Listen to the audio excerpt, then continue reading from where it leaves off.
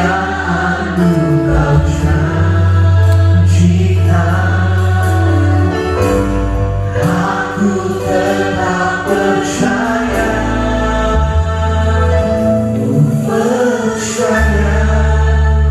janji-Mu ajaib, terukir dalam kehidupanmu. Ku berserah di dalam kekuatan-Mu, hanya Kau segalanya bagiku.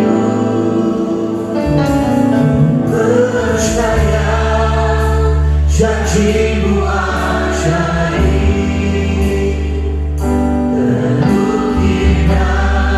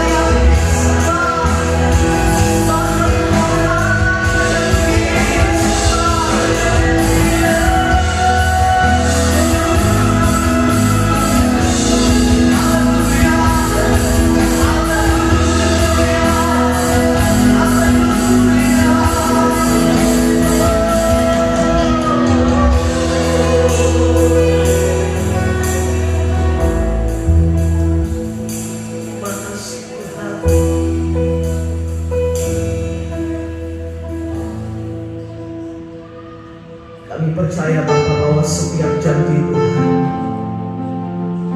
adalah ya dan amin atas setiap hidup kami. Dan kami juga percaya Tuhan bahwa Engkau yang memegang setiap hidup kami. Hidup kami ada di dalam tangan-Mu ya Tuhan. Situasi, masalah apapun yang kami hadapi Bapa, bahkan sakit penyakit apapun Tuhan yang kami hadapi Tuhan, kami percaya bahwa ada rencana Tuhan yang indah atas setiap hidup kami. Terima kasih Tuhan. Terima kasih Bapa. Besar Allahku, nyanyikan besar Allahku, selamanya besar dan ajaib. Tuhanku, besar Allahku,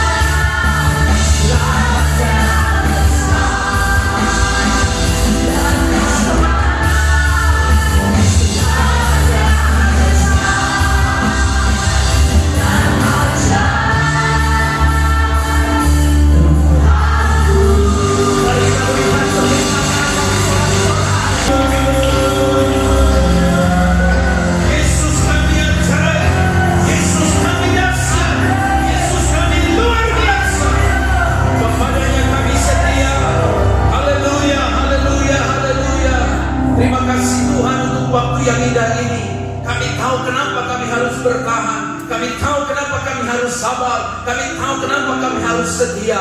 Karena ada tujuan yang Tuhan telah tanamkan dalam setiap hati hidup kami.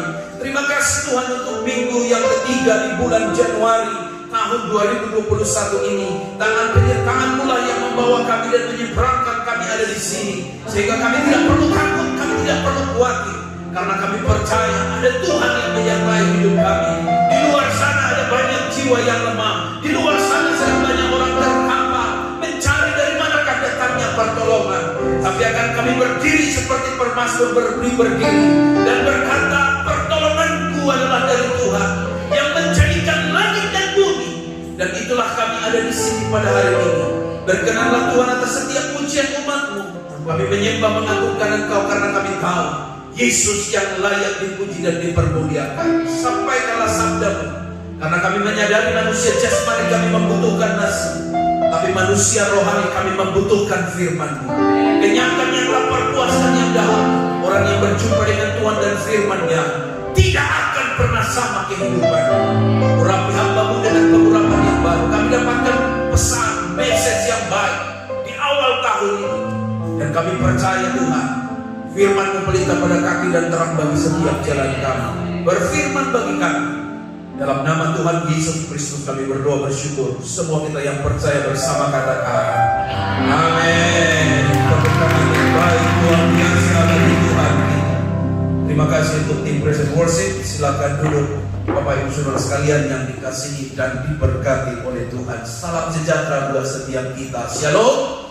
Puji Tuhan kita dapat kembali berjumpa pada hari yang indah ini. Tentu kesempatan yang indah ini dalam memberitakan firman adalah sebuah kehormatan. Puji Tuhan.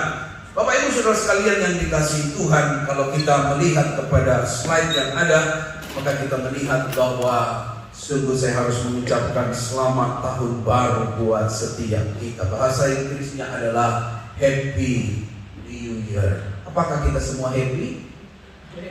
Amin. Apakah semua kita gembira?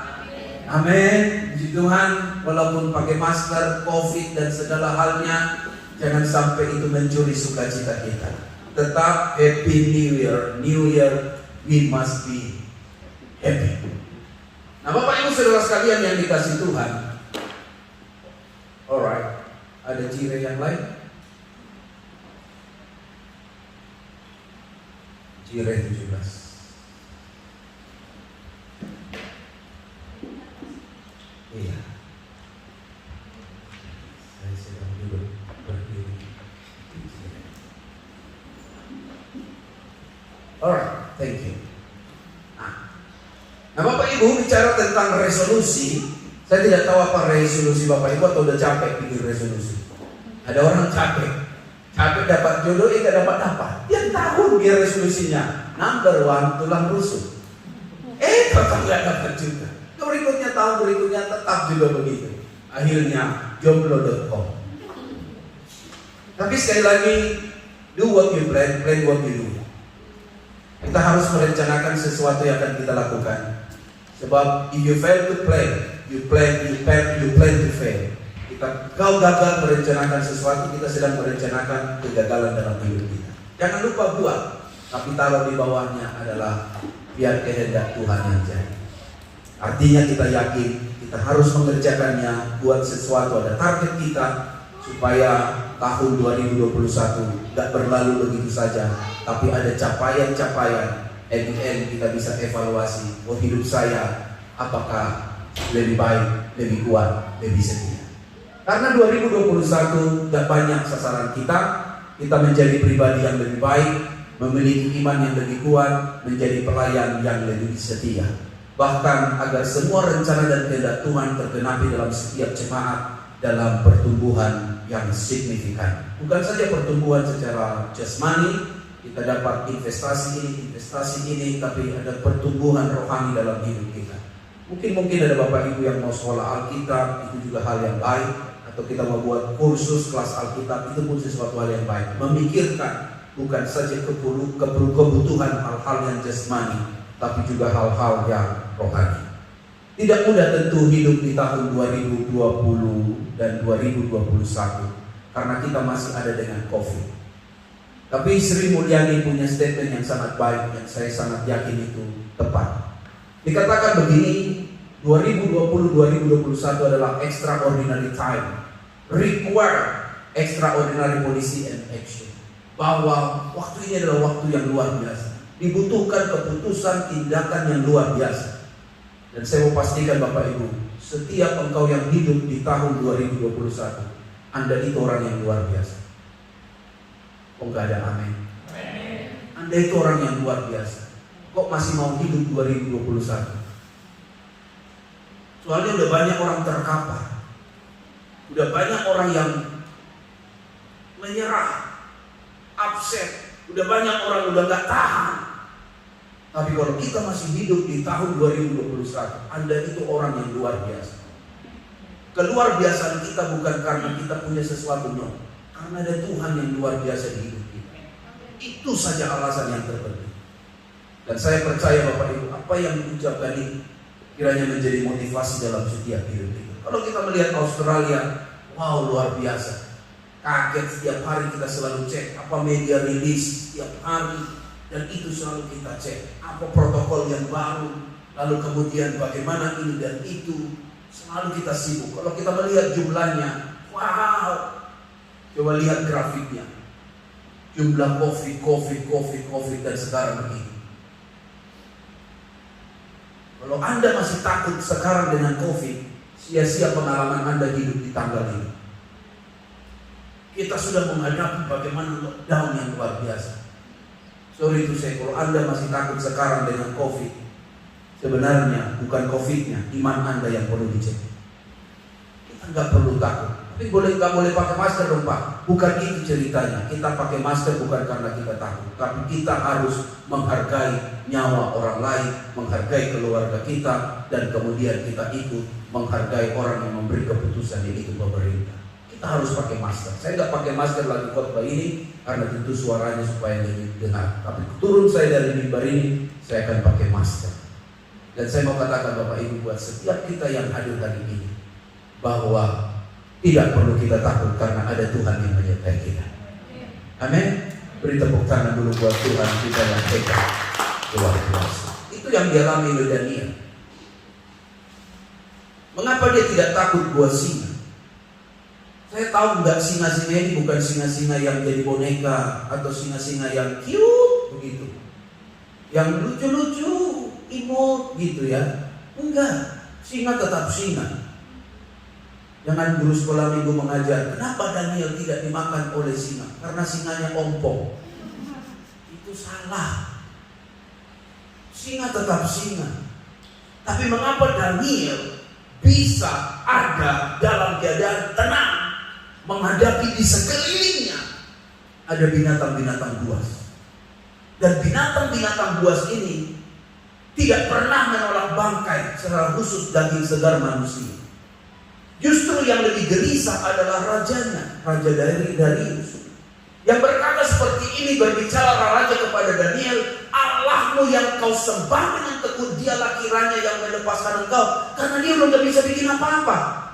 Raja itu sangat mau menolong, tapi dia udah keburu keluar kata-katanya, udah keburu keluar titah melalui cincin materainya, bahwa siapapun yang tidak berdoa selama sekian waktu kepada dewa, melainkan berdoa kepada Allah yang lain, maka wajib dimasukkan ke dalam gua singa. Dia udah terperangkap dengan yang disebut dengan peraturan itu.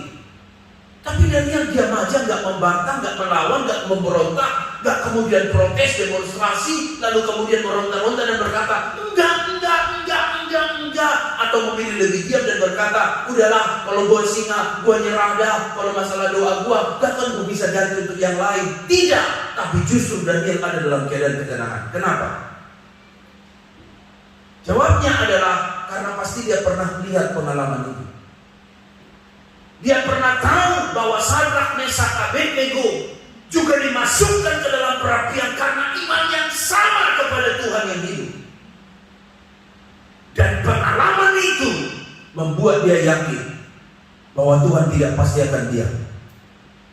Tuhan pasti akan tolong, Tuhan pasti akan pulihkan. Dan itu yang dialami, yang disebut oleh Daud. Daud menghadapi Goliat. Dia bilang begini, sirat-sirit serigala ku hadapi, beruang saya hadapi, siapa engkau hai Goliat? Dia sedang bicara pengalamannya, bagaimana bertarung dengan beruang, bertarung dengan singa, bertarung dengan serigala, untuk mempertahankan domba jagaannya. Sehingga dia bilang begini, siapa engkau Goliat? Dan saya percaya Bapak Ibu, ini yang harus kita miliki. 2020 kita sudah sangat takut dengan COVID. Kalau engkau masih takut dengan COVID 2021, sangat sayang engkau ada duduk di gereja ini untuk dengarkan khotbah ini. Kita harus berani, kita harus fight, kita harus hadapi. Dan saya percaya Tuhan yang sama yang menyertai kita waktu gelombang grafiknya tinggi, Tuhan yang sama menyertai setiap kita hari-hari ini.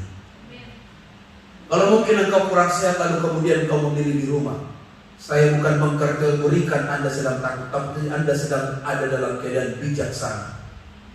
Karena engkau sedang menjaga dirimu supaya jangan menularkan kepada orang lain. Tetapi sekali lagi, Tuhan berkata, Dia tidak memberikan roh ketakutan, tapi Dia memberikan roh yang membangkitkan dalam setiap hidup kita. Karena kita tahu ada Tuhan yang menyertai kita. Daud kalau takut tidak ada cerita Goliat yang dikalahkan, tapi dia turun di arena, dia berperang dan dia menang karena ada Tuhan yang menyertai. Boleh kita beri tepuk tangan yang baik buat Tuhan kita yang berbahagia. Nah, Bapak Ibu saudara sekalian yang dikasih Tuhan, kita masih ada dalam keadaan ini. Yes, pakai masker. Yes, hand sanitizer. Yes, social distancing. Tapi jangan lupa rahasia bagaimana Daniel bisa hidup dan kemudian bisa diberkati karena ayat yang seperti ini. Dikatakan seperti ini kepada kita, baca bersama-sama 1, 2, 3. Maka Daniel ini melebihi para pejabat tinggi keras dan para wakil raja itu karena ia mempunyai roh yang luar biasa. Ayat ini sangat-sangat jelas. Apa itu roh yang luar biasa? Roh yang unggul, excellent spirit. Dan saya percaya dia bukan saja punya roh yang luar biasa, tapi hidup dan dipimpin oleh roh yang luar biasa. Nah, inilah yang menjadi tema khotbah pada hari yang indah ini, Bapak Ibu. Bagaimana kita hidup dipimpin oleh roh Tuhan. Kita akan melihat ciri-ciri orang yang dipimpin oleh Roh Kudus. Ada banyak orang sangat gemar dengan beberapa fenomena tentang Roh Kudus, yaitu baptisan Roh Kudus, yaitu karunia Roh Kudus, lalu kemudian manifestasi Roh Kudus. Yes, saya setuju itu. Tetapi ingat baik, semuanya ini hanyalah bagian luar semata. Dan saya percaya jauh lebih penting adalah bukan bicara manifestasinya, bukan bicara yang disebut dengan orang itu bisa punya karunia luar biasa. Sebab Richard Huta Barat pernah membuat seperti ini analisa. Orang punya Roh Kudus, waduh, kalau di gereja bergetar terus. Luar biasa bergetar. Tapi ketika pulang ke rumah, bukan dia yang bergetar, istrinya yang bergetar. Karena takut digampar. Karena suaminya suka gampar ini istrinya. Di gereja dia bergetar, di rumah istrinya yang bergetar. Karena suka dimaki-maki oleh suaminya. Dan saya tidak mau seperti itu, Bapak Ibu. Kalau kita ada Roh Kudus, kita diberkati di gereja, di rumah kita jadi berkat buat orang lain. Amin. Kalau enggak orang ejek kita, mah bahasa rohnya, bahasa roh, kuat bahasa rohnya, tapi apa? Maki-maki orang, gosipin orang, jalan terus, bohong lo. Orang akhirnya bilang, nabi palsu lo. Makanya saya katakan pada Bapak Ibu, karunia Roh Kudus baik, baptisan Roh Kudus hebat, kemudian manifestasi Roh Kudus luar biasa. Tapi jauh lebih penting adalah bagaimana hidup kita dipimpin oleh Roh Kudus. Daniel pribadi yang dipimpin oleh Roh Kudus. Cirinya ada 3 Bapak Ibu. Yang pertama adalah bahwa pertanyaannya, apa yang dilakukan oleh Daniel di dalam gua singa? Dan ayatnya. Daniel itu adalah pribadi yang suka berdoa dan suka memuji Tuhan. Inilah ciri orang yang dipimpin Roh Kudus. Saya katakan amin. Saya katakan amin. Ciri orang yang dipimpin Roh Kudus bukan karena pakai sayap gitu, apa-apalah bahasa roh, apa-apa bahasa roh, piring jatuh bahasa roh, setelah jatuh jatuh ke bahasa roh, diputus pacar bahasa roh, dapat pacar bahasa roh, semua bahasa roh. Ini heran kita ini orang, ini kebanyakan roh, jangan-jangan kerasukan ini. Ada orang yang demikian. Iya kan, baru jumpa gelap udah sandal lama sandal baru. Aduh, luar biasa.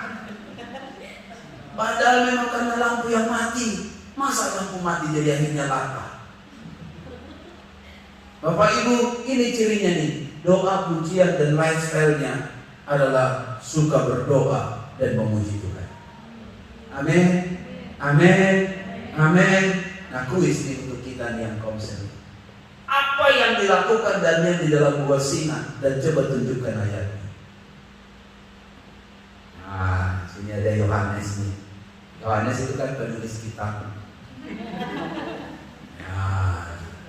Ya kan, pasti dia tahu ini pasti ada di Uvila nih, yang sekolah teologi nih, ada Jeffrey. Nah, do you know Jeffrey? Katanya Toraja ini ya, gempa ya apa? Gempa ya, terasa sampai di sini, sampai ke hati kamu. Iya, sedih beberapa teman, tapi agak jauh ya beberapa tempat. Indonesia itu luar biasa, semua bencana udara, laut, sampai gunung pun, aduh, luar biasa. Oke, baik, Yohana, apa yang dilakukan Daniel dalam gua singa? Ini guru sekolah minggu pasti dia tahu.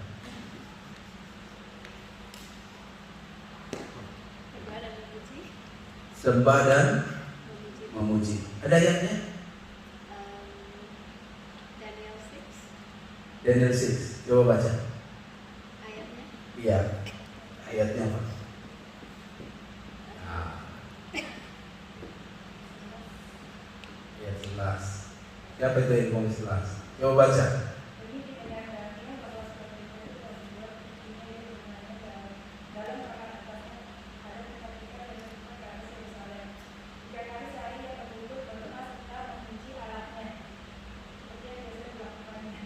Ini sebelum masuk gua singa atau setelah? Sebelum ya. Sebab masuk gua singa itu setelah itu kan. Oke. Nah, ini menarik nih. Oke. Ya, bertanya dengan Rasul Yohanes. Nah, ketemu enggak Yohanes? Ada ayatnya enggak?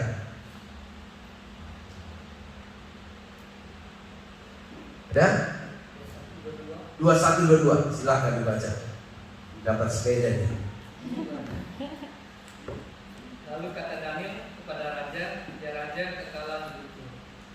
Allahku telah mengutus malaikatnya untuk mengaturkan mulut singa-singa itu, sehingga mereka tidak mengapa-apakan aku, karena ternyata aku tak bersalah di hadapannya. Tetapi juga terhadap Tuanku, ya raja, aku tidak melakukan kejahatan. Apa yang dilakukan Daniel? Dia memuji bahwa Allahnya telah mengaturkan mulut singa itu. Memuji Allahnya, memuliakan Allahnya karena mengaturkan mulut singa-singa. Bisa juga. Jeffrey, apa yang dilakukan Daniel dalam gua singa? Biasa guru sekolah minggu bilang apa? Daniel apa? Daniel berdoa. Tapi ayatnya ada nggak Daniel berdoa? Tidak ada kalau dia berdoa sih. Gak ada ya? Gak ada ayatnya. Berarti ayat itu kalau nggak salah ya, maksudnya dia jadi sesuai dengan kehendak Tuhan. Ada kata-kata seperti itu. Ada ayatnya. Oh, atau mengirim malaikat.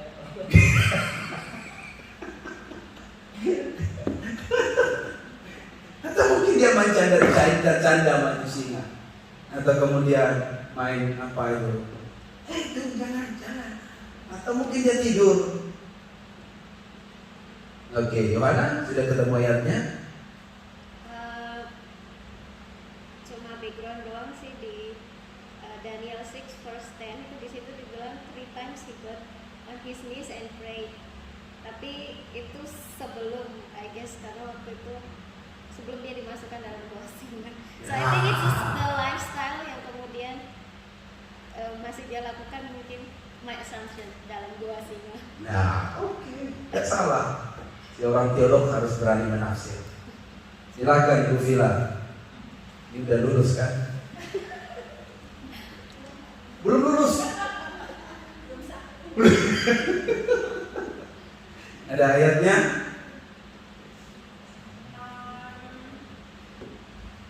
I think kalau Daniel terbiasa dengan lifestyle seperti itu, di ayat 12 sih dikatakan ketika dia sudah dikatakan lalu orang itu bergegas masuk dan mendapatikannya sedang berdoa dan bermohon kepadanya. Menurut aku sih ya itu biasanya dia lakukan maupun di luar ataupun di dalam. Jadi kemanapun dia pergi dia melakukan hal itu. Jadi Oke. dia berdoa dan memohon kepada Allah. Nah, ini yang saya mau dengar dari Bapak Ibu, bahwa sebenarnya ada kata ayat terakhir itu seperti yang biasa dilakukannya. Berarti 100% dia berdoa bukan karena masalah tempat. Dia berdoa di dalam istana, juga dalam gua singa. Orang yang dipimpin Roh Kudus gak selalu hidupnya hanya jadi show off di gereja luar biasa rohaninya, tapi di rumah jadi rohana. Bukan rohani, rohana. Lifestyle hidupnya adalah dia sudah biasa berdoa. Berarti saya sangat percaya, agree, bahwa dia di dalam gua singa itu gak sibuk dengan singanya, tapi dia sibuk dengan Tuhannya. Amin. Dia sibuk dengan Tuhannya, sehingga akhirnya hadirlah malaikat menutup mulut singa itu. Ini saya mau katakan buat Bapak Ibu, apapun yang sedang terjadi di COVID-19, jangan sibuk dengan COVID-nya, sibuk dengan Tuhannya, sehingga kita akan melihat terobosan revival terjadi dalam hidup kita maupun dalam pelayanan kita. Dan ayat ini bilang begini, seperti biasa yang dilakukannya. Kalau Bapak Ibu udah biasa berdoa setelah bangun tidur, dimanapun Anda tidur, mulai dari pada kelas losmen, kelas melati, hotel bintang 5, bintang 4, atau bintang 7 sekalipun, Anda bangun dari tidur pasti berdoa. Anda gak peduli dengan orang sekitar Anda. Tapi kalau udah biasa gak berdoa, ketemu makan baru cuma tempe tahu, in Jesus name, amin. Tapi kalau ayam bersama dengan puyung, hai babi ho, oh haleluya, bangsa-bangsa kami doakan Tuhan. Oh belas kasihan mereka, orang miskin, janda kaya, tolong Tuhan. Haleluya, karena yang di depan berbeda. Saya mau katakan buat Bapak Ibu sederhana, lifestyle orang yang dipimpin Roh Kudus, hidupnya berdoa dan memuji Tuhan di semua keadaan. Biar itu kita miliki. Amin. Saya heran dengan perwira ini. Perwira ini orang Romawi, punya hamba sedang sakit. Sorry to say, nggak level sama dia. Hamba. Ini kan perwira, punya pangkat, kedudukan, status hebat. Ini kan hamba, buat apa dia mau tolong? Lagipun bukan sukunya, orang Yahudi. Dia kan centurion, Romawi. Buat apa nolongin orang? Orang Yahudi lagi. Yahudi dikenal dengan buat apa nolongin orang? Udah hamba Yahudi, untungnya apa? Sakit lagi. Gak ada untungnya mau tolongin orang. Mau untung apa? Hamba mau kasih apa sih? Paling 1 T, bukan triliun. Terima kasih. Terima kasih. Gak ada untungnya, benefitnya gak ada. Lagi pun apa? Hamba lagi. Lebih gampang saya ganti dengan hamba yang sehat. Ini hamba jongos. Pulang aja babu lo. Gua suruh lo kan kerja bukan sakit. Lo bukan ngurus gua, malah gua yang ngurus lo. Repotin gua lo. Bisa saja ngomong begitu. Tapi kenapa perwira ini mau tolongin hamba? Jawabnya adalah ayat berikutnya bilang begini. Yuk baca dulu sama-sama.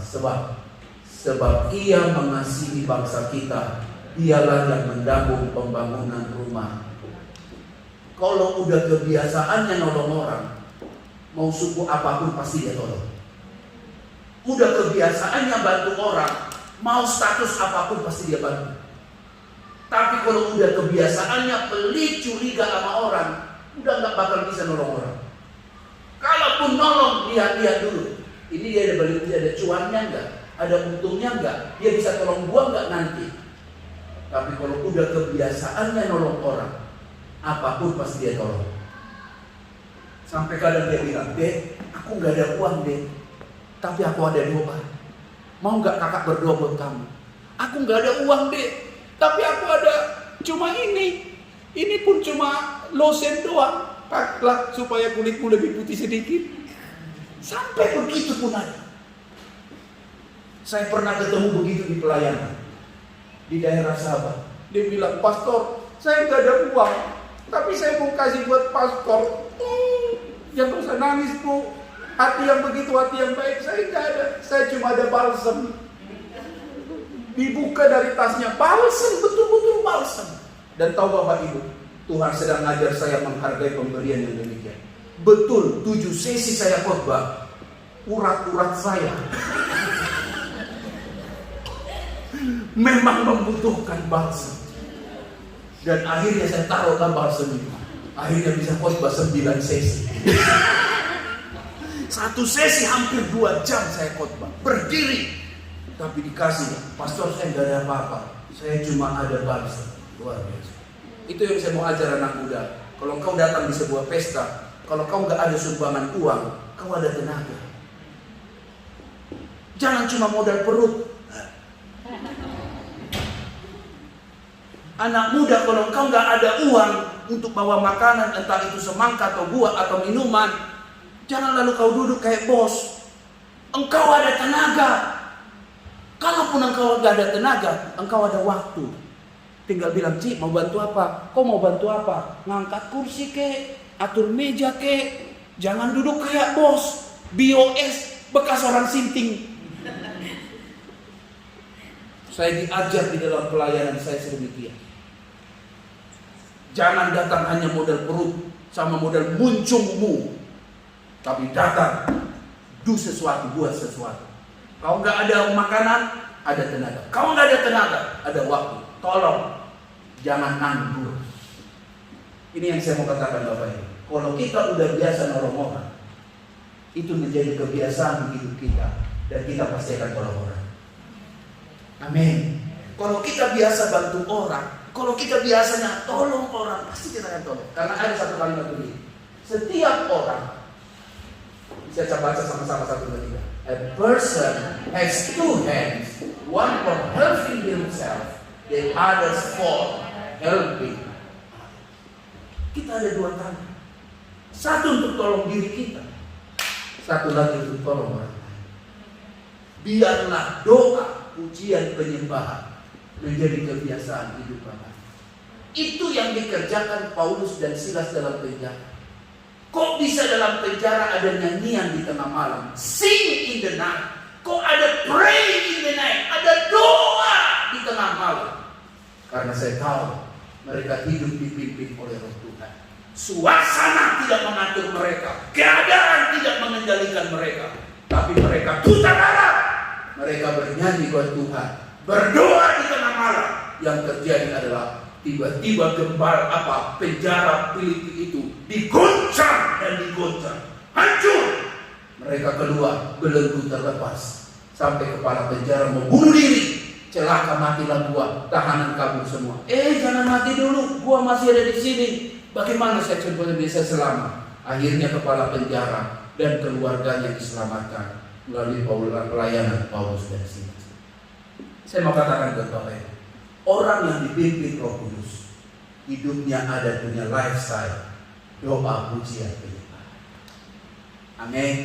Saya nggak setuju orang penuh Roh Kudus tapi bersungguhnya bukan main minta ampun. Orang yang dipenuhi Roh Kudus ada pengucapan syukur karena dia tahu Tuhan itu Tuhan yang luar biasa.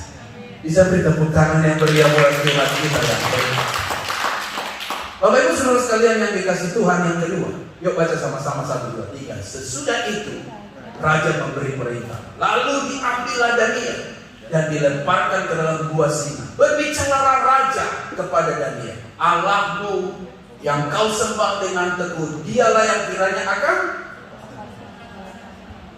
Kok bisa tenang ya?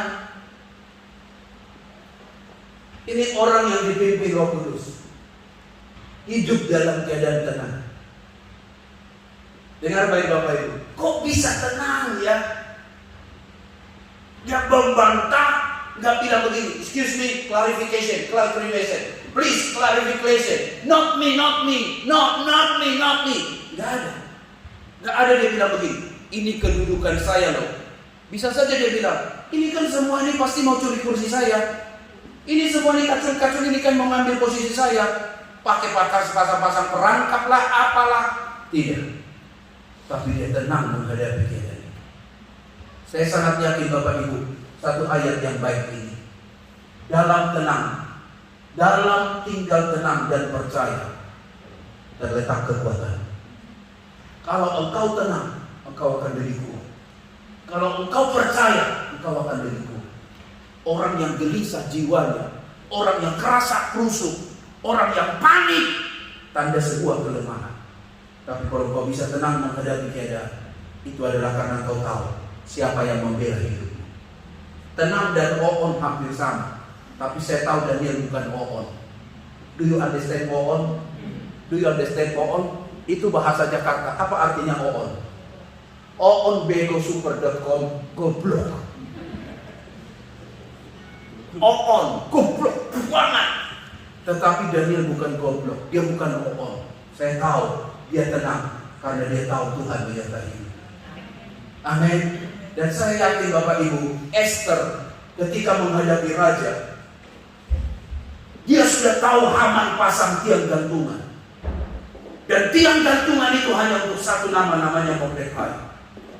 Tapi bagaimana Esther bisa masuk ke dalam ruang istana tidak pada waktunya. Dan risikonya sangat besar. Ayat ini bilang begini, kalau terpaksa biarlah aku mati. Berarti ada risiko yang sangat besar dipilih oleh Esther. Yaitu apa? Dia harus siap mati karena datang di waktu yang tidak tepat bertemu dengan raja. Tapi yang menarik adalah dia bentengi hidupnya dengan doa dan puasa. Dia bilang begini, kalian berpuasa buat saya. Aku pun dan dayang-dayangku pun akan berpuasa. Dan ketika dia berdoa puasa, orang Yahudi yang lain berdoa puasa. Lihat bagaimana dia tenang. Tenang, sungguh tenang. Dia datang menghampiri raja. Dia sampaikan dalam bentuk ilustrasi. At the end akhirnya, yang di tiang gantungan bukan Mordekai, tapi justru si Haman yang jahat itu. Benar kata Mazmur 62. Hanya dekat Allah saja aku tenang. Kalau engkau dekat dengan Tuhan, pasti engkau tenang. Amin. Kalau engkau dekat dengan Tuhan, engkau yakin engkau bersama dengan Tuhan, engkau yakin engkau di pihak Tuhan, engkau pasti akan tenang. Karena engkau tahu pembelaan yang sempurna datangnya dari Tuhan. Amin. Amin Bapak Ibu. Pembelaan yang sempurna datangnya dari Tuhan. Kadang mulut ini ditutup untuk clarification. Kadang mulut ini ditutup untuk membela diri. Kadang ditutup mulut ini untuk pembenaran diri. Diizinkan diam untuk engkau bisa berkata begini, pembelaanku datang dari Tuhan. Hanya dekat Allah saja aku tenang. Dan terbukti Daniel dibela Tuhan luar biasa. Yang justru memasukkannya dalam gua singa. Mereka lah yang dilemparkan dan dimakan oleh singa itu. Dan saya mau katakan buat Bapak Ibu, miliki hati yang tenang. Kalau engkau dipimpin Roh Kudus, dipimpin Roh Kudus bukan hanya bicara tentang glosolalia, bahasa roh, manifestasi Roh Kudus, tapi bagaimana engkau tenang. Karena di dalam tenanglah di situ letak kekuatan. Amin. Kalau engkau kena vaksin, kena COVID-19, jangan panik. Coba tenang. Berdoa pada Tuhan. Karena bagi saya sederhana Bapak Ibu, COVID-19 bukan karena kutuk. Jangan engkau bilang begini, oh kena vaksin, kena COVID, oh kena kutuk. Orangnya memang kena laknat, dihukum Tuhan. Please, tidak saat sekarang bicara itu kita. Sebab banyak hamba Tuhan mati karena COVID-19. Orang-orang yang berdiri di barisan depan tewas. Teman saya 2 minggu yang lalu sangat sedih, umurnya 47 tahun. Satu letting, satu kampus, satu sekolah, satu seminari dengan saya. Dia membangun gerejanya di Tangerang mulai dari nol sampai berdiri gereja itu 5 kali kebaktian hari Minggu. Sukses di antara kami. Tahu Bapak Ibu apa yang terjadi? Istrinya masuk rumah sakit. Wakil gembala masuk rumah sakit, Pak Suwondo. Masuk lagi istrinya, masuk lagi pengerjanya, masuk rumah sakit. Dia pun masuk rumah sakit. Istrinya 14 hari keluar, wakil gembalanya keluar, positif lagi, kakut masuk lagi. Kemudian staf yang lain, mereka setelah 14 hari keluar, tapi dia bertahan di rumah sakit. Pas hari yang ke-14, di malamnya, terkapar, lewat nyawanya. Mati. Semua pendeta GBI kaget. Umurnya masih 47 tahun. Kami sendiri di grup namanya grup alumni seminari Bethel, angkatan kami kaget semua. Shock luar biasa. Apalagi umur Pak Keret ini 44. Do you know 44? 4 di depan, 4 di belakang.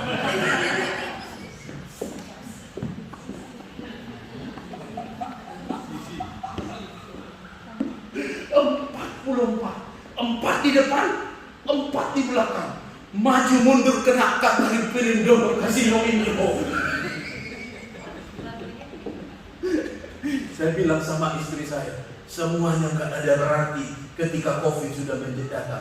Yang ada kita buat adalah apapun terjadi kita harus tenang. Serahkan diri kepada Tuhan.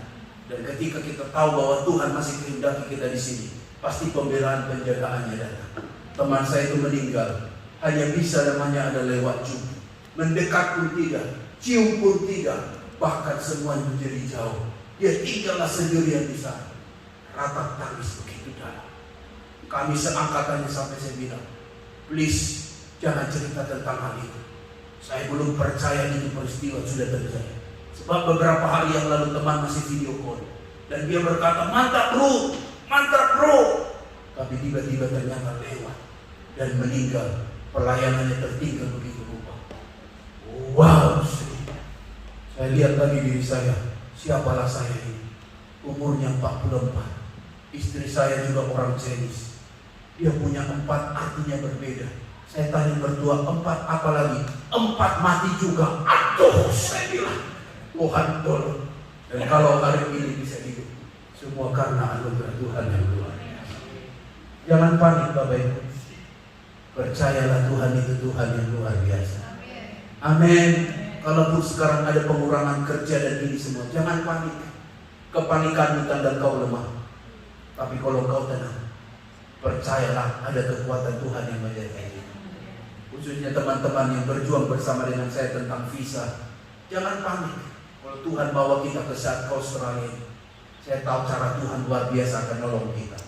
Ingat peristiwanya Pak Iwan. Bagaimana dia harus menghadapi sendiri. Dan peristiwa itu menjadi pengalaman buat kita. Benar Tuhan, kalau 5 tahun Tuhan bisa sertai, masa 6 tahun Tuhan bisa tak sertai? Kalau Tuhan bisa menyeberangkan kita dari Indonesia ke sini, masa Tuhan gak bela kita? Yang jelas adalah ketika kita tenang, kita tahu ada siapa yang menyertai hidup kita. Beri tepuk tangan dulu yang meriah buat Tuhan kita yang luar biasa. Yang ketiga, ini yang dilakukan oleh Daniel. Dia tidak membalas jahat dengan jahat. Kalau kita melihat Bapak Ibu video apa ini, foto ini, ada orang-orang yang mencari alasan mendakwa dia. Ada aja yang saya sebut dengan orang yang seperti ini. Ini orang memang kurang ajar, suka cari-cari kesalahan. Ada kabar dari orang yang tidak ada kuman? Ada kabar dari orang yang tidak ada bakteri?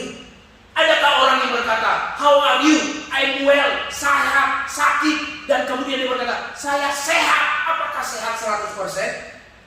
Belum tentu. Ada batuk-batuk lah. Kalaupun batuk tidak ada, minimal panau. You understand panau? Panu. Ada kudis. Tetapi ada orang yang suka cari-cari kesalahan orang. Ini kusebut adalah spirit iri hati. Apa artinya orang iri hati? Ayat ini mengajar saya begini. Susah lihat orang senang, dan senang lihat orang susah. Ini bukan cuma di luar gereja, di dalam gereja pun ada. Iri aja sama suami orang, iri aja sama istri orang. Sampai akhirnya apa? Kalau orang itu sudah ngap-ngapan, sudah mau mati, senang hati dia. Apalagi yang suka lapor-lapor imigrasi, lapor-lapor polis. Sorry to say, itu bukan ciri anak Tuhan. Susah lihat orang senang, senang lihat orang. Masa suka kau melihat orang lain di penjara? Biar pak, biar nyaho, kapok. Itu bukan anak Tuhan. Anak Tuhan itu harus kita bisa menangis dengan orang yang menangis. Kita harus bisa tertawa dengan orang yang tertawa. Jangan engkau menari di penderitaan orang. Ketika saya lihat teman-teman saya sedang kena COVID, saya bisa merasakan bagaimana apa yang dirasakan istri. Bahkan teman saya pendeta di sini, baru kami dapat pesan, kakaknya meninggal 2-3 hari yang lalu. Semalam ibunya meninggal karena COVID-19. Satu grup pendeta di Blacktown sana, sedih hatinya. Saya bilang di masa sukar ini tidak mudah menghadapi keadaan ini. Baru belum kering air mata tentang cicitnya, menangis lagi, ibunya meninggal dunia. Bapak Ibu, jangan kita menjadi orang yang iri hati. Dijauhkan kiranya spirit itu. Tapi kita belajar berempati dengan orang lain. Kalau orang lain sedang susah, kita juga ikut merasakan kesusahan. Amin Bapak Ibu. Gereja harus mau peduli. Kemarin saya mengalami melayani konseling pernikahan. Yang menikah itu di Malaysia, tapi konselingnya dari Australia. Luar biasa. Saya bilang baik. Kemudian saya layanilah mereka melalui WhatsApp group. 4 orang, pasangan suami istri. Kemudian ada majelis gereja dan saya ada di sana. Gereja Basel dari Sabah. Saya melayani dan saya bicara dengan mereka. Saya bilang, Dek, nasi sudah jadi bubur. Karena anaknya sudah lahir. Mertuanya nggak terima. Dia bilang, masa anak lahir, tanggal pernikahan suami istri, kemudian anak udah lahir, bikin aib, bikin malu. Saya bilang, Dek, kita tidak bicara itu lagi. Betul ada accident, married by accident. Tetapi nasi sudah jadi bubur. Kita olah bubur itu jadi bubur Manado. Tambahkan sedikit ayamnya jadi bubur abang-abang. Keluarkan lagi yang disebut dengan apa itu kacang-kacang itu yang abang-abang punya itu, dicampur dengan yang kuning itu yang punya gerobak. Kalau ada di pasar itu di Mangga 2 sana. Gak tahu enaknya bagaimana, tapi saya tidak tahu airnya dari mana. Enaknya luar biasa. Sampai kita bilang, nambah lagi dong. Kemudian ada sate. Sate apa itu? Amplak ayam. Kemudian apa di ujungnya? Ada telur. Kita nikmati. Bubur aja bisa diolah jadi bubur yang enak. Nasi sudah jadi bubur. Fakta memang kamu sudah mempunyai anak. Kalau memang tanggal pernikahannya demikian, jangan deh. Gereja memang hospital, tapi siapa orang yang mau disembuhkan, itu yang gereja mau. Gereja Berpasar berkata, kita harus buat konseling namanya pengakuan dosa. Ikuti, itu baik buat hidup. Jangan menjadi marah lalu kau berkata ini. Dan saya bilang, saya merasakan apa yang kau rasakan, apalagi orang tua. Tapi biar keadaannya kita sama-sama selesaikan.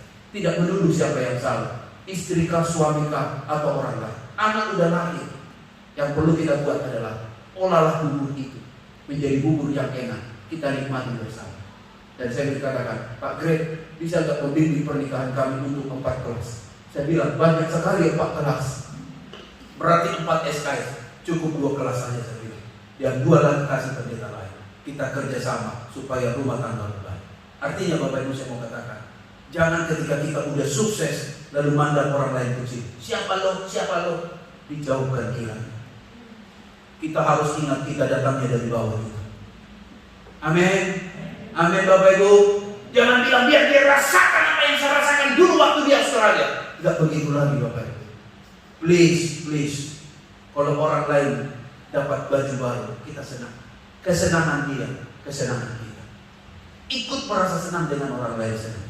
Kalau orang lain dapat mobil baru, puji Tuhan. Jangan langsung bilang dia, jangan-jangan korupsi, menggelapkan pajak. Pas itu masuk penjara, pasal ini pasal itu. Jangan. Apalagi ibu-ibu bawa tas Hermes, kemudian pakai lipstik yang cantik. Hermes palsu. Mau palsu kan? Gak palsu, bukan urusanmu. Yang manggut-manggut mengerti khotbah saya. Iya kan? Mau Hermes palsu kan? Gak palsu, bukan urusanmu. Tinggal bilang, Ci, bagus sekali tasnya. Pasti jalannya kayak bebek. Betul. Aku kan, iya, lihat modelnya si hari ini gitu. Maju, mundur, maju.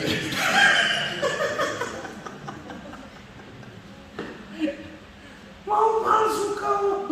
Palsu semua. Udah bulu mata palsu. Tasnya pun palsu. Sepatunya palsu. Tommy, tapi Tommy-nya pakai es. Bukan Tommy. Ada orang begitu. Ada orang begitu, masih hidup lagi. Orang lewat yang dilihat bukan, oh bagus orang enggak, dilihat dari ujung kepala sampai kaki. Palsu. Udah bulu mata palsu, tas palsu, jangan-jangan suaminya palsu. Ada orang begitu nih kayak orang-orang ini. Selalu lihat kejelekan orang. Selalu lihat keburukan orang. Di sini enggak ada, di sini. Gak usah protes. Bilang di sebelah, di sini enggak ada, bilang. Di sini enggak ada. Di sini aman. Steril semua. Steril. Cuma saya enggak tahu, enggak ada yang aku kan. Steril. Kita positif lihat orang. Amin. Jangan orang foto di Facebook, makan sama-sama. Dia yang stres. Itu jangan-jangan makan bayarin, utang lagi, utang pasti utang. Kalau yang stres sih, lihat Facebook orang, selalu lihat yang jelek, sengaja post, ngintip statusnya. Buling-buling bikin apa nih? Repot amat sih hidup lo. Mau jungkil balik, mau apa, bukan uang lo. Di Alkitab sudah ada. Ada orang-orang yang iri hati. Dan saya berdoa tidak itu dalam setiap umat Tuhan. Kita harus bisa positif dengan orang lain. Amin. Kita harus bisa senang di kesenangan orang lain. Amin. Kita tidak mau orang lain itu susah. Kalau bisa dia lebih tinggi, lebih diberkati oleh Tuhan. Dan saya percaya spirit yang big heart, jiwa yang besar itu harus ada di hidup. Kita nggak boleh balas jahat dengan jahat. Seperti Daniel, itu orang yang bisa dipimpin Roh Kudus. Pertanyaan saya seperti ini. Bisa sama-sama baca yuk 1, 2, 3. Sebutkan 3 alasan mengapa kita tidak mau atau tidak mungkin balas jahat dengan jahat? Nah, ini pertanyaan penutup kita. Diawali dengan kuis, diakhiri juga dengan kuis, tapi kuis tanpa sepeda. Pak Iwan, bantu saya Pak Iwan. Kenapa kita nggak boleh balas jahat dengan jahat? Tuhan kita tidak jahat. Wah, hebat sekali Bapak. Memang pastor jawabannya begitu. Iya. Bu Nur, bantu saya Bu Nur. Karena Tuhan ngajarinya jangan balas jahat. Karena Tuhan ngajarinya jangan balas jahat dengan jahat. Di depan Tuhan, di belakang juga Tuhan. Ya namanya sih jodoh. Pak Yuki, bantu saya Pak Yuki. Kenapa kita nggak boleh balas jahat dengan jahat? Pembalasan itu kasih Tuhan. Wah, sedap ya. Semua ngomong sedap. Panjang. Oke, Ibu Fani, bantu saya Ibu Fani. Bagus sekali tas ini.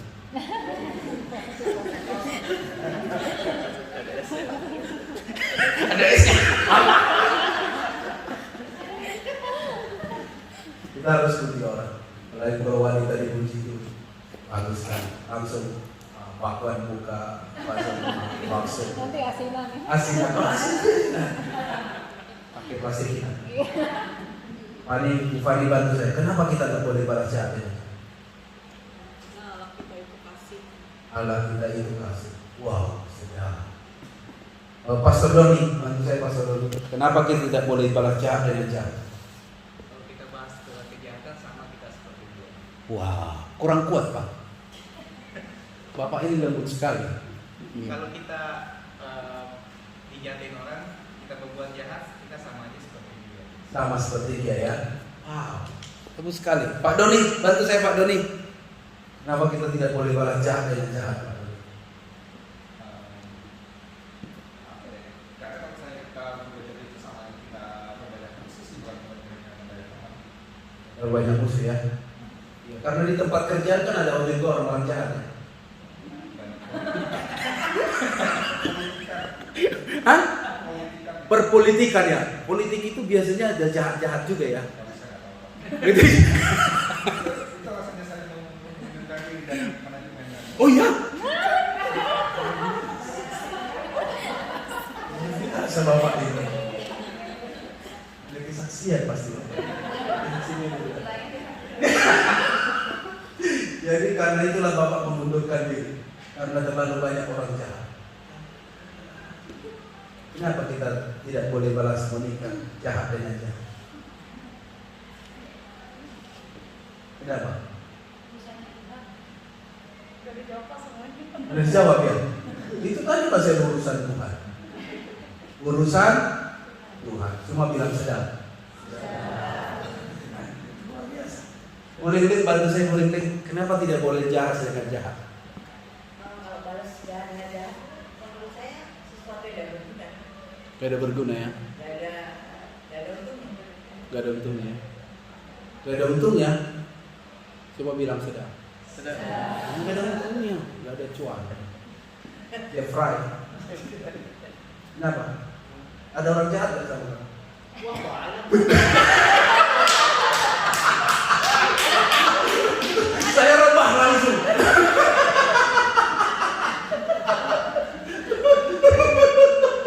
Dia bilang banyak banget tadi. Ada ya? Di sini ada. Ada ya? Suka bully-bully kamu. Bully lagi. No. Saya tahu. Dia suka ketawa. Tapi ketawa penderitaan orang. Coba, jadi bantu saya. Kenapa kita tidak boleh balas jahat? Ya Tuhan aja tidak terlalu balas kejahatan dengan kejahatan. Oh, semua bilang sedang. Pak Beri, wah keren bagi Bapak ini. Jokowi Pak ya? Ahok ya? Kenapa Pak Beri? Kenapa kita tidak boleh balas jahat dengan jahat? Kalau jahat, kita kejahatan dengan perang. Coba bilang sedang. Masa dia jahat kita jahat lagi perang lah? Iya kan sedap ya. Oke, Puspa Sari atau Puspa? Hah? Puspa Sari ya? Iya, saya pikir Puspa Sarah. Kenapa kita tidak boleh balas jahat? Kalau anak Tuhan itu menunjukkan kasih bukan kejahatan. Sudah. Kok di sini rohani semua ya? Kayaknya saya nggak perlu khotbah lagi nih. Nggak perlu khotbah lagi saya di sini nih. Ya kan? Ibu Natalia nih. Ibu Natalia ini biasanya jawaban dia pasti langsung. Kenapa Bu Natalia? Jawabannya kayak jauh. Udah dijawab semua ya? Ada jawaban lain mungkin? Kenapa? Ya, sorry tadi aku nggak ada ketutupan ngomong. Tapi kalau kita sudah jadi anak Tuhan, kita itu harus berbeda. Jadi kayak di aku itu udah kan dari kan yang harus dipikir kasih dipikir kan. Tapi ya kalau jahat kan kita nggak boleh. Wow. Itu kan ada di 10 berita Arab pun ya. Wah, cakap sekali ya. Biasa, calon sekolah teologi.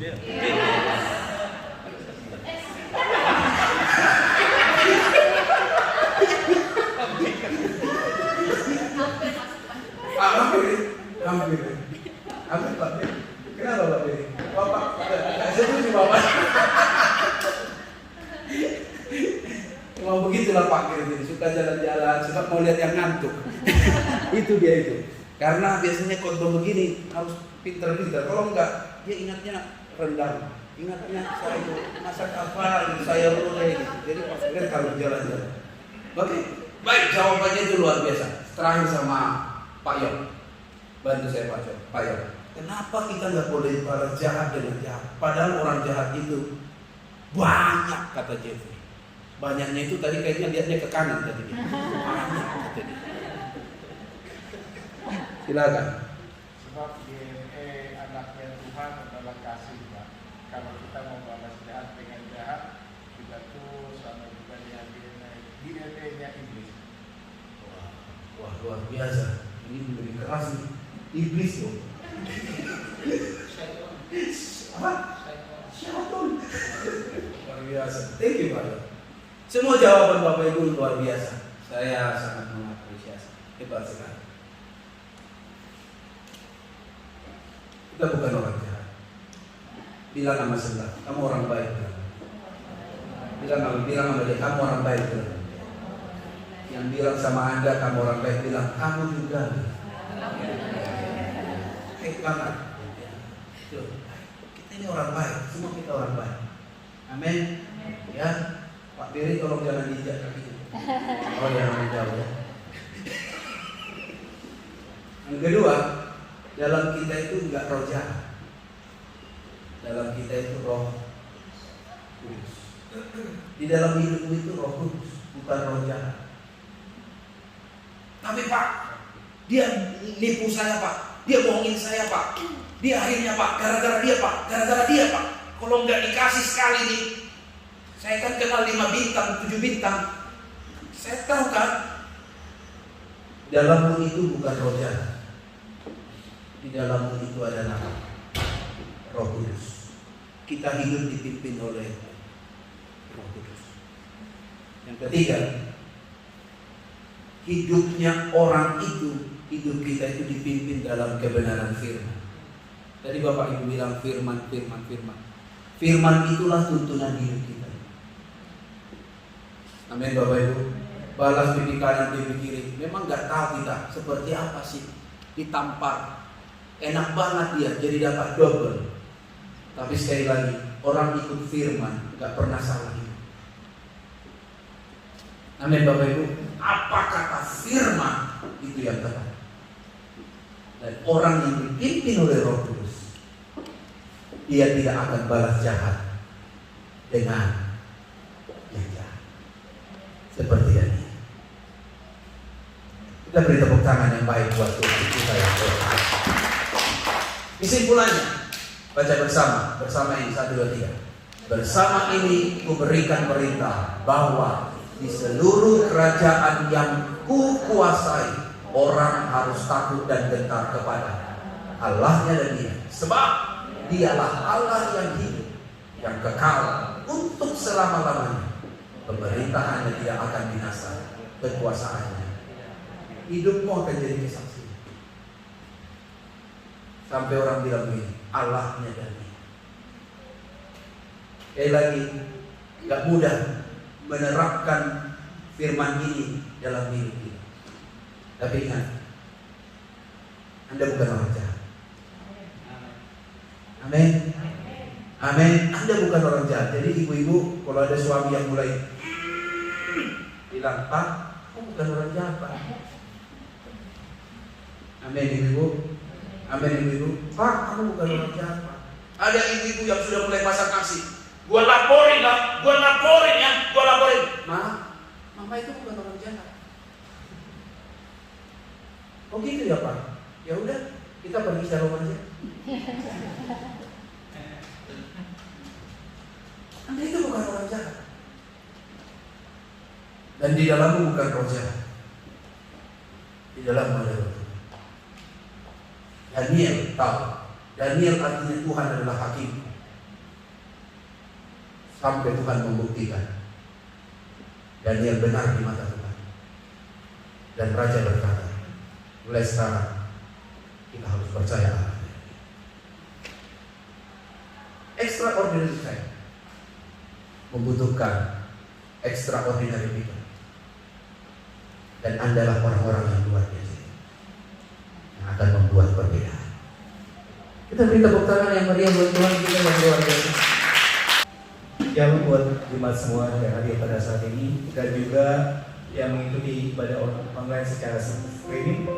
Senang sekali kita bisa beribadah bersama-sama. Sudah memasuki minggu yang ketiga ya Bapak Ibu. Tetap semangat untuk melayani Tuhan, tetap hadir di setiap kebaktian yang ada. Saya ucapkan terima kasih pada Pastor Glenn Muller yang telah menyampaikan firman Tuhan pada pagi hari ini. Semua jemaat sangat terberkati Pak. Maju terus di hadapan Tuhan, Tuhan Yesus memberkati. Kebaktian Wastu pagi ini biasanya jam 10 diadakan di restoran sawah di Kensington. Terus doakan agar seluruh jemaat diberkati Tuhan. Kebaktian host juga diadakan pada siang hari jam 2 siang secara streaming online juga dan online di tempat ini. Doakan dan ajak seluruh jemaat diberkati pada Tuhan bahwa jiwa-jiwa yang baru untuk datang beribadah bersama-sama. Kebaktian JKI Penuai Walonggong akan terus diadakan setiap minggu kedua dan minggu keempat, dan minggu ini akan ada pada Sabtu tanggal 23 Januari 2021 jam 2 siang secara streaming online. Mari kita bawa jiwa-jiwa dan kita bisa mengikutinya secara online Bapak Ibu. Mari kita sama-sama kita siapkan offering kita, persembahan atau perpuluhan bagi Bapak Ibu yang membawa persembahan secara ingin secara transfer bisa ditransfer ke akun gereja Indonesia Christian Fellowship, BSB number 082332, akun number 8359400914. Mari kita berdoa untuk persembahan kita. Mari saya untuk berdiri Bapak Ibu. Kita sama-sama kan membaca ayat yang ada di amplop tersebut. 2, 3. Hendaklah masing-masing memberikan menurut kerelaan hatinya, jangan karena sedih hati atau karena paksaan, sebab Allah mengasihi orang yang memberi karena sukacita. Mari kita bersama dalam doa. Terima kasih Tuhan atas ibadah pada pagi hari ini. Kami sangat bersyukur Tuhan atas firman yang kami dengar Tuhan, karena kami percaya firman yang kami dengar bisa menguatkan setiap kami pada saat ini Tuhan. Dimanapun Tuhan Kau sertai hamba-Mu Pastor Glenn Muller yang telah memberitakan firman Tuhan pada saat ini. Biarlah Kau sertai terus Tuhan di dalam setiap kehidupannya, pelayanan maupun dalam keluarganya Tuhan. Bapak, hamba juga berdoa Tuhan untuk setiap jemaat Tuhan mempersiapkan untuk menerima berkat yang datang daripada Engkau Tuhan. Biarlah setiap berkat Tuhan mengalir di dalam setiap kehidupan sidang jemaat pada saat ini. Bapak, hamba berdoa untuk sepuluhan persembahan kasih, persembahan yang kami bawa ke hadapan Tuhan. Biarlah ini menjadi berkat bagi kehidupan Tuhan. Hanya di dalam nama Yesus kami berdoa dan mengucap syukur. Haleluya.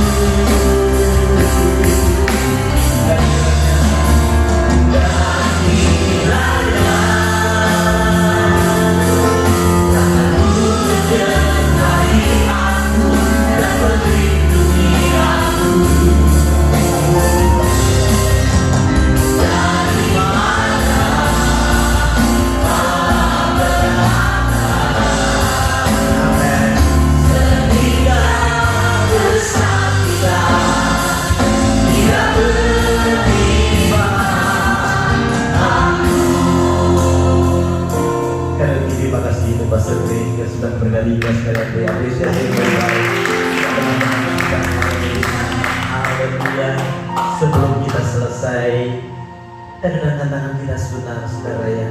Saya tahu ada sesuatu yang harus dilepaskan pada siang hari atas setiap kita. Tundukkan kepalamu dan mulai berbahasa roh. Kalau kau mendapatkan karunia bahasa, mulai berbahasa roh. Kita harus dipimpin di dalam kehidupan kita dengan kuasa Roh Kudus. Mari kita bersama-sama sebelum selesai berbahasa roh dengan kuat, masing-masing dengan kuat. Innalah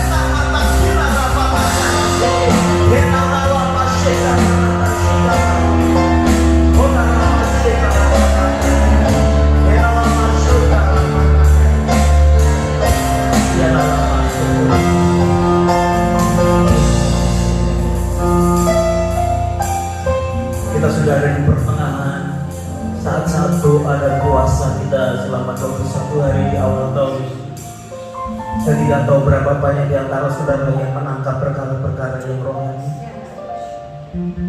Tengah minggu yang lalu tiba-tiba saya mendapatkan pengurapan yang baru di dalam mimpi saya, di dalam hidup saya. Tuhan berkata, pengurapan yang baru aku lepaskan. Saya berbahasa roh pada mimpi itu sampai saya bangun. Saya tahu Tuhan sedang melamar kita dengan new anointing. Kita semua akan mendapatkan pengurapan yang baru. Itu sebabnya buat saudara yang sudah menerima karunia bahasa roh, perbanyak berbahasa roh hari-hari ini. Selama doa dan puasa, banyak berbahasa internasional. Dan sekarang tumpangkan tanganmu ke setiap hari. Biar kami pulang dengan sukacita yang besar, memiliki gaya hidup yang menyembah kepada Tuhan, memiliki gaya hidup yang percaya kepada Tuhan, tidak disibukkan dengan persoalan yang kami hadapi, tapi kami disibukkan dengan Tuhan Yahweh, Allah yang perkasa, Allah yang tidak berubah, Allah yang mengenal hidup kami secara pribadi. Biar hari-hari ini Tuhan, pendengaran rohani kami boleh tajam, karena firman-Mu berkata, Gembala mendengarkan domba-dombanya dan domba-dombanya mendengar suara gembalanya. Itu yang menjadi kerinduan hati kami memasuki tahun ini Tuhan. Apapun yang terjadi, Kau membawa kami terus kepada kesempurnaan seperti apa yang Kau mau. Apapun Tuhan, dalam rumah tangga, dalam pendidikan, dalam relationship, kami tahu Kau sedang merajut kehidupan kami, karena rencana-Mu sekali lagi tidak pernah batal di dalam hidup kami. Terpuji nama-Mu. Bapak Ibu Saudara yang dikasihi Tuhan, pulanglah dengan membawa berkat yang besar dari Allah Bapa, cinta kasih dari Tuhan kita Yesus Kristus, dan persekutuannya di dalam Roh Kudus menyertai hidupmu dan hidupku sekarang bahkan sampai selama-lamanya. Semua kita berkata amin. Lambaikan tangan kepada yang lain. Tuhan Yesus memberkati kita sekalian.